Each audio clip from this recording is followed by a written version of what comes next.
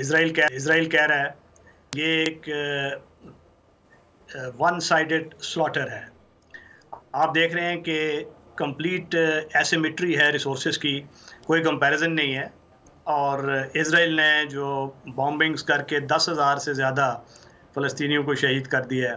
اس میں 4,000 سے زیادہ بچے ہیں اور 500 سے زیادہ خواتین ہیں. تو یہ تو کلیئر انڈیکیٹر ہے کہ یہ ایک انٹرنیشنل لا سے بالا تر ہو کر ایک نیشن سوچ رہی ہے. اور اصل میں یہ ان کا جو فلسطینی پرابلم کو حل کرنا، جس طرح کہ کسی زمانے میں ہولوکاسٹ کے وقت پر جوئش پرابلم کو حل کرنے کا وہ نازیز نے اٹیمپٹ کیا تھا، یہ اسی طریقے سے ابھی فلسطینی پرابلم کے حل کے لیے یہ ایک قسم کا ان کو ایتھنک کلینزنگ اور جینوسائیڈ ہے. الٹیمیٹ ایم ان کا یہ ہے کہ ڈیموگرافکس کو آلٹر کر دیا جائے. Gaza was a thorn in their flesh, وہ ان کو چبھ رہا تھا کہ یہ واحد پٹی تھی، باوجود اس کے کہ وہ ایک اوپن ایئر پریزن اور کانسنٹریشن کیمپ تھا. مگر یہ فلسطینیوں کا جو دنیا کے ساتھ واحد بیرونی رابطہ تھا، کیونکہ ویسٹ بینک میں تو ایک جانب انفرینڈلی اردن ہے اور ایک جانب اسرائیل ہے اور اس کی سیٹلر کلونیلزم ہے، اور بالکل وہ بیچارے پسے ہوئے ہیں فلسطینی. اور ان کی جو یہ ڈیموگرافیکل آئیڈینٹی ہے، اس شناخت کو ختم کرنے کے اب وہ درپے ہیں. اور یہ ایک سوچے سمجھے منصوبے کے تحت لیکود فار رائٹ ایڈمنسٹریشن جو ہے نیتنیاہو کی، انہوں نے فیصلہ کیا ہوا ہے، کیونکہ یہ ان کی سوچ کے مطابق فلسطینیوں کا وجود خطہ فلسطین پر اسرائیل کے لیے ایک خطرہ ہے. اور یہ اس بہانے سے کہ حماس کی جو کسی وجہ سے پرووکیشن ہوئی، انہوں نے اٹیک کیا، اب اس کو بہانہ بنا کے وہ ہر لیگل نارم کو، ہر انٹرنیشنل لا کی جو پروویژن ہے اس کو وائلیٹ کرتے ہوئے انہوں نے پروپورشنالٹی اور لیگیلٹی، یہ جو دو ایلیمنٹس ہوتے ہیں انٹرنیشنل لا کے،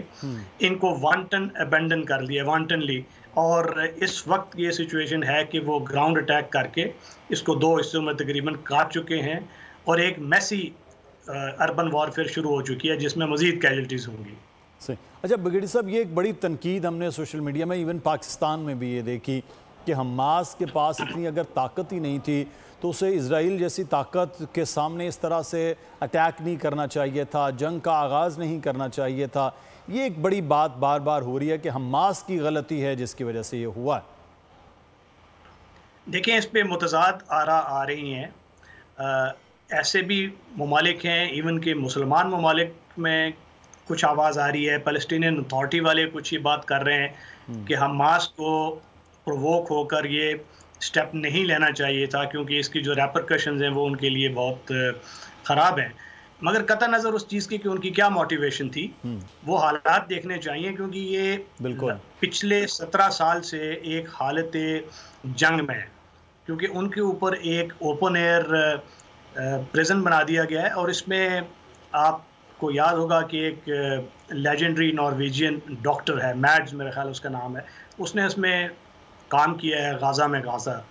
تو وہ کہتا ہے کہ یہ جب آپ کمپیئر کرتے ہیں جو ہولوکاسٹ کے ٹائمز پہ نازیز کے کانسنٹریشن کیمپ تھے اور غزہ کی پٹی کو، وہ اسی قسم کا ایک کانسنٹریشن کیمپ لگتا ہے. اور نہ ادھر پینے کا صاف پانی میسر ہے، 80% سے لوگ خطہ غربت سے نیچے ہیں، اور اس میں جو فوڈ انسیکیور جو پاپولیشن ہے وہ 60% سے زیادہ تھی. یہ اس وقت تھی جب جنگ شروع نہیں ہوئی تھی. تو اب آپ اندازہ لگا سکتے ہیں کہ وہ کن حالات میں جو فلسطینی وہاں گزارا کر رہے ہوں گے، اور ان کو کیا پرووکیشن ہوگی جس کی وجہ سے انہوں نے یہ ایک سٹیپ لیا. اور حماس کی بھی کچھ فنڈنگ ہو رہی تھی کچھ ممالک سے، ہمیں معلوم ہے کہ قطر سے بھی کچھ کا فنڈ جا رہا تھا، اور اس سے بھی اسرائیل کو صرف نظر کرتا رہا اس وقت. اور الٹیمیٹلی وہ بھی، میرا یہ خیال ہے ذاتی، کہ کسی ایسی ایکسکیوز کی تلاش میں تھا کہ ان کے ساتھ کوئی جنگ چھڑے اور اس کو بہانہ بنا کے پھر یہ الٹیمیٹلی جو اس کا ایم ہے کہ اس کی شناخت کو ختم کر دیا جائے، یہاں پہ فلسطینیوں کو مزید پیچھے دھکیل دیا جائے، اور اگر ایجپٹ ریزسٹنس نہ کرتا تو یہ سینائی میں ابھی تک ان کو دھکیل چکے ہوتے۔ صحیح، لیکن سر اب بار بار نیتن یاہو کہہ رہے ہیں کہ حماس کے خاتمے تک وہ جنگ جو ہے وہ جاری رہے گی۔ کیا حریت کی ایسی تحریکیں ہم نے پوری دنیا میں دیکھے ہیں، بڑی بڑی طاقتوں کے سامنے بھی وہ طاقتیں تو سرنگوں ہوئی ہیں، حریت کی تحریکیں ہوں، ایسے گروہ ہوں جو اپنی کیا یہ خاتمہ اس طرح سے ہو سکتا ہے کہ مکمل طور پر ختم کر دیا جائے؟ دیکھیں، وہ اس قسم کا خاتمہ کرنا تو پھر وہ جینوسائیڈ کے زمرے میں آتا ہے۔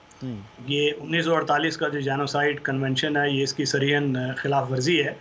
اور آلریڈی وہ آوازیں اٹھنی شروع ہو گئی ہیں اور ویسٹ میں اٹھنا شروع ہو گئی ہیں کہ انٹرنیشنل لا جو ایک بہت ہی کمزور ایلیمنٹ ثابت ہوا ہے انٹرنیشنل پالیٹکس کے سامنے، کیونکہ انٹرنیشنل پالیٹکس میں وہ جو ہابیسین